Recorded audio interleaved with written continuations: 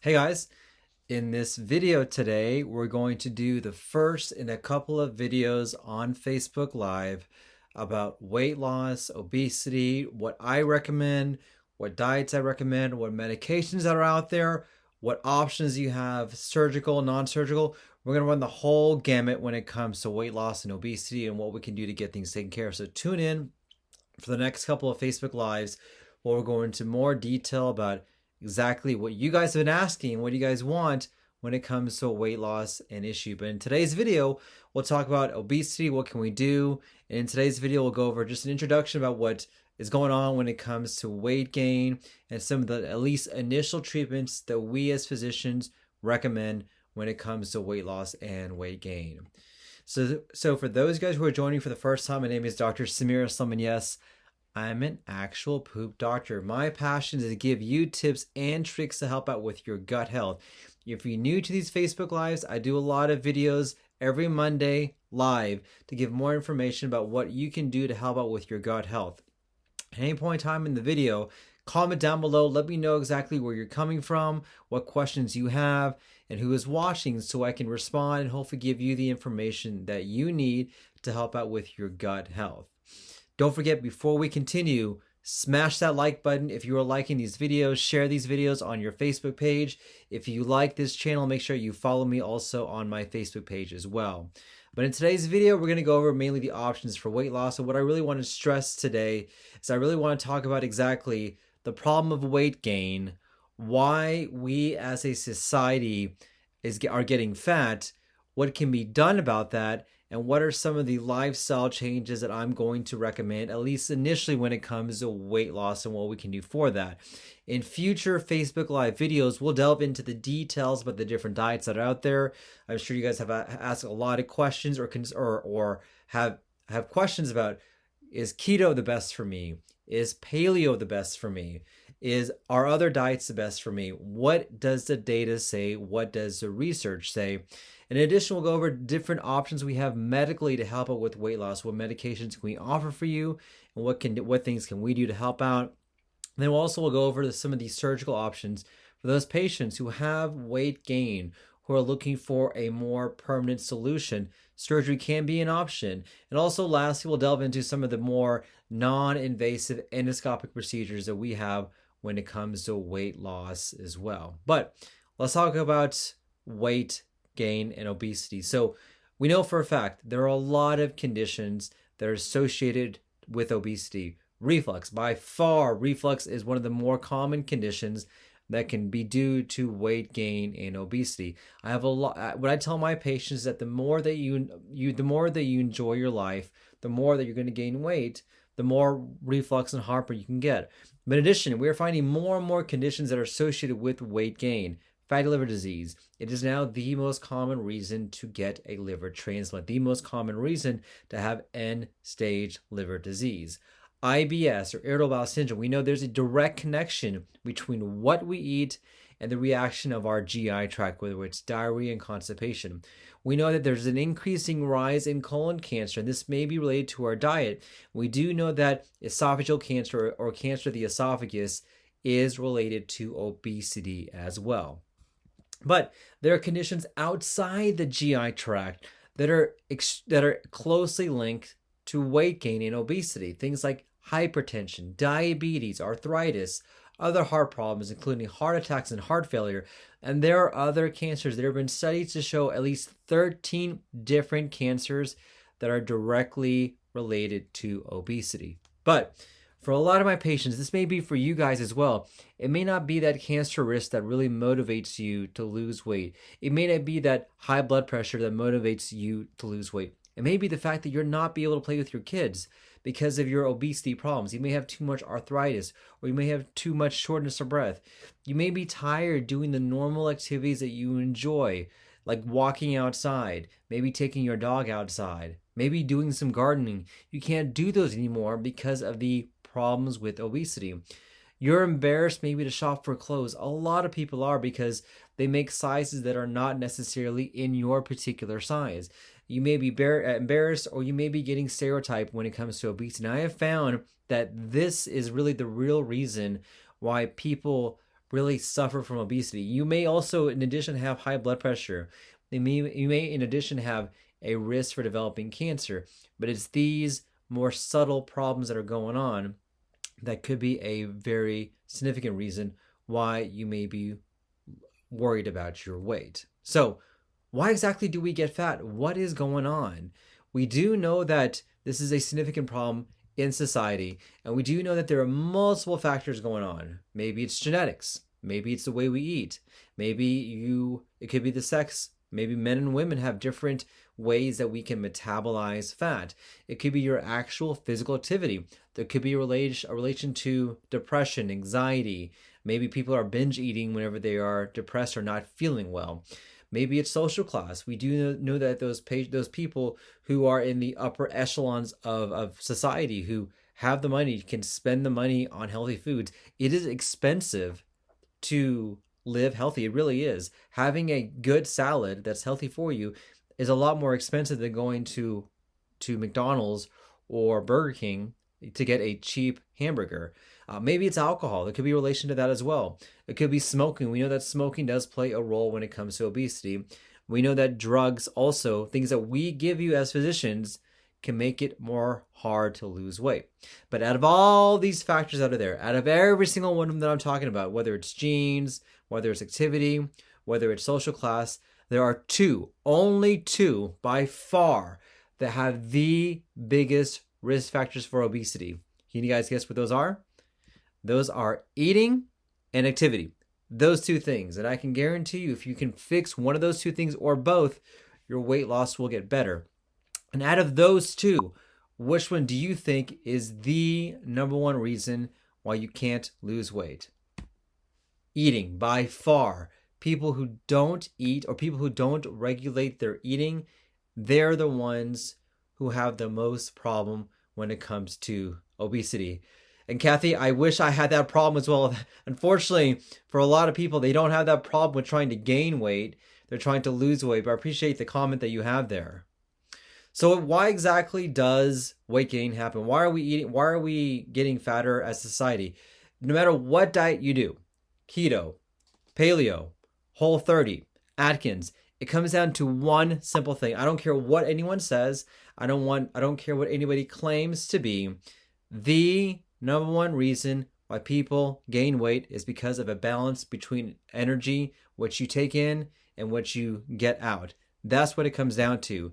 The calories consumed does not equal the calories used. And that is the basic formula when it comes to weight loss. No matter what people try to tell you, no matter what diets people are trying to put you on, if you consume more calories than what you use, you are going to gain weight. And what that means is that if you take in less calories than what you use, you will lose weight. It does not matter at all, which diet you try. This is what it comes down to. Kelly, thank you for saying hi. Thank you for joining us on the Facebook Live as well.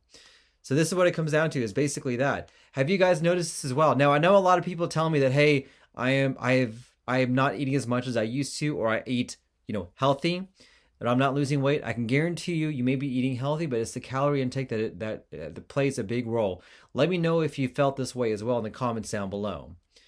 So when it comes to actually energy, and what we take in, 1 pound of fat that we get is roughly about 3,500 calories. So let's say that you have only 100 calories per day extra. That's it. Nothing more than that. I'm not saying you're going to do anything more. You are having only 100 calories extra per day. What that means, when you calculate that, that's about 36,000 extra calories per year, which equivalates to roughly 10 pounds of weight gain that you get per year. So how much is that 100 calories that you may be extra getting in? That's just 1 glass of milk, 1 banana, 1 slice of cheese, or 1 tablespoon of butter. This is the problem when it comes to weight loss, is that people don't realize the calories that they're taking in. You may not realize that 1 banana that you had gave you 100 extra calories. And that 100 extra calories over time leads to about a 10-pound weight gain from 1 banana. 1 banana a day just does that. And so it's this calorie balance you have to really maintain, which allows you to lose weight or to gain weight as well. So let's talk about some of the medications. So I am certainly at fault here as a clinician that there are certain medications that we give that we know that can cause your weight to have you gain more weight. Certainly steroids really do this. We use this for a lot of conditions, whether it's Crohn's, colitis, maybe arthritis conditions, but taking some sort of steroids will make you gain weight. The medications we give you for diabetes can also cause you to have weight gain as well. Sometimes we have to give you medications for depression or anxiety. This, as a side effect, can cause weight gain. Other things we can give you, there are blood pressure medications that have a side effect of weight gain as well. So we are certainly contributing to this whenever we give medications to our patients to help control other conditions that we're hoping to fix up. But there may be other conditions that you may be having as well. We know that patients who have a condition called PCOS tend to have weight gain as a problem. We know that if you have a low thyroid, it is more difficult to lose weight. We know that diabetes can cause you to also gain weight as well. So there are certain medical conditions that are out there. But I will tell you, when it comes to medical conditions, the vast majority of people don't have significant medical conditions to cause them to have weight gain. It really comes down to the calories that you consume versus the calories that you use up.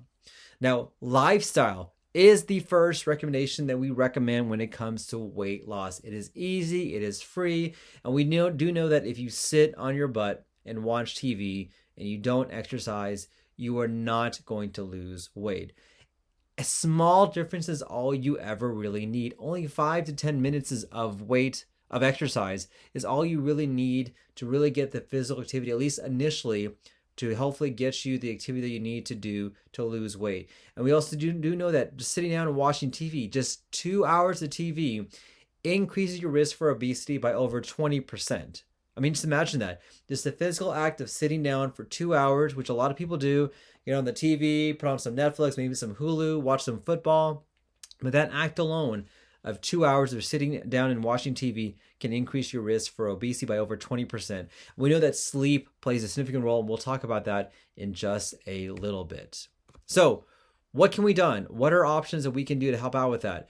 Whenever we talk about weight loss, we try to do a kind of a multifaceted approach because it's hard to try to treat weight gain with just one approach alone. It doesn't really work. We do know that we have to have a combination of diet. We also know that we have to have a combination of physical activity. We have to really change our behavior. You have to change your approach when it comes to food in your life. You have to really think of this as a mission to get healthy and to get better. So what we want to try and do whenever I have somebody coming to weight loss is that we want to try to at least get 10% of weight loss. That 10% alone will make a tremendous difference when it comes to how healthy you can be and how much livelier and healthier your life can be. That 10% will make a tremendous difference in making you feel better and also help out with a lot of the issues that you're having. It's not a lot, but if you can maintain that small amount, that will help out a lot. Only 1 to 2 pounds per week is what we can do. Now, the secret to doing that really comes down to caloric intake. If you can decrease your calories by 500 to 1,000 per day, that will allow you to lose that 1 to 2 pounds per week and will allow you to get that 10% weight loss. And that will help out with a lot of the conditions that you may be having when it comes to the problems with obesity and the problems that we have for that. And for a lot of my patients, this may be hard, but keeping track of your calories is really the important thing to do to help out with that. Now, usually what a lot of people tell me is that whenever they try this approach, they lose the weight initially, then eventually they'll plateau out. And this is very common to have this plateau. And that plateau is very normal for a lot of my patients to have. Now, once you have that plateau, just keep in mind that that may be your new normal for a while. And I would just accept that. But after maybe a couple of months, you can start to reassess and try to see if you can find a different approach to help you lose the weight that you want to lose, whether it's restricting more calories, introducing more exercises, or doing other things you can do to make sure that the calories you bring in are less than the calories that you use up as well. Physical activity is an important part of weight loss. We all know this. It's one of the crucial aspects when it comes to weight loss as well. And physical activity alone has not been shown to be helpful. A lot of people say that abs are made in the kitchen. Yes, this is very true. And if you do exercise alone in the hope of losing weight, it doesn't really work. You have to really, really, really incorporate diet. Now, in my opinion, diet plays about an 80% role when it comes to weight loss. And I would say that last 20% could be due to physical activity. But physical activity is good for you no matter what, whether you have heart problems or diabetes or other medical conditions. Having some sort of physical activity is an integral part of a healthy lifestyle. And the most important thing about physical activity is that it's free, guys. You don't have to pay anything for it. Just go outside and go for a walk, go for a run. Try to find other ways to get some activity that you need. Try to start off slow, especially if you haven't done this in quite some time. I don't want you to be a huge CrossFitter or a huge runner whenever you're trying to do the activity that you want to do, but maybe 30 to 45 minutes of activity that you need, and that will allow you to burn the calories that you need to hopefully lose the weight that you want to lose, so you don't have to worry about trying to juggle more than what you can do as well. And and if you can do that, that will really help out. Maybe go for a ride, go outside, mow your lawn, get your go walking with your dog, maybe go salsa dancing. I mean, I don't do that myself. I'm a pretty bad dancer, but find an activity that you enjoy, have a partner, join a club, do something to get the activity that you need.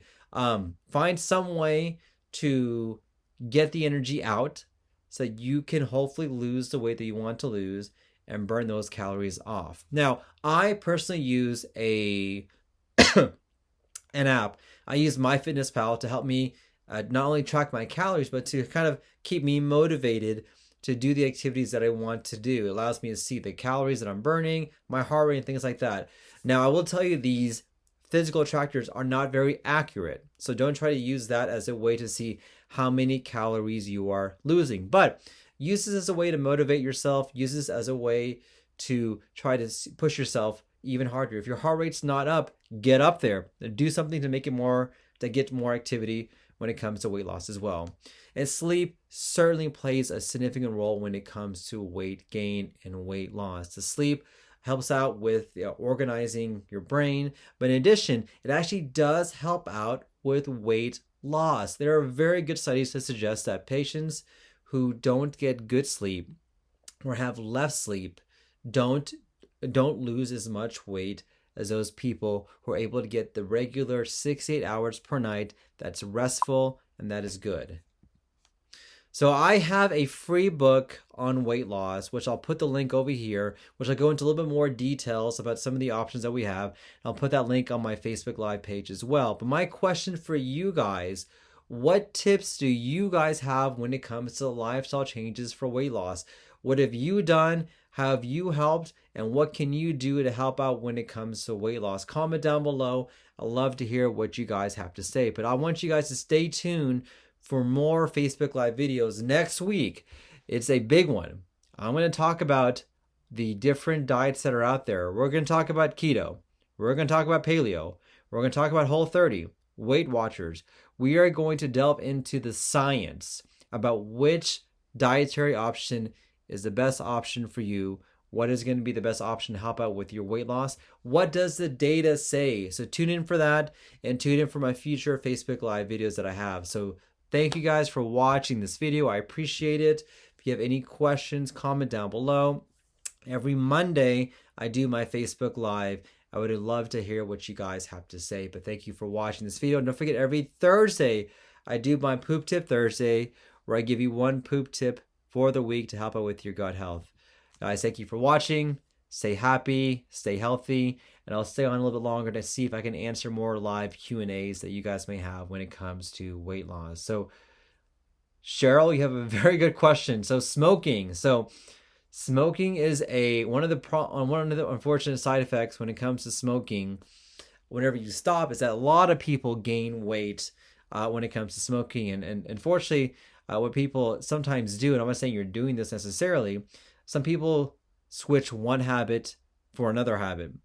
But there is some physiological effect that can occur when it comes to smoking as well. But like any diets that are out there, when it comes to weight loss or weight gain, if you can try to minimize the amount of calories that you're consuming, but hopefully at the same time, try to use up more calories, that will help out when it comes to weight loss and weight gain as well.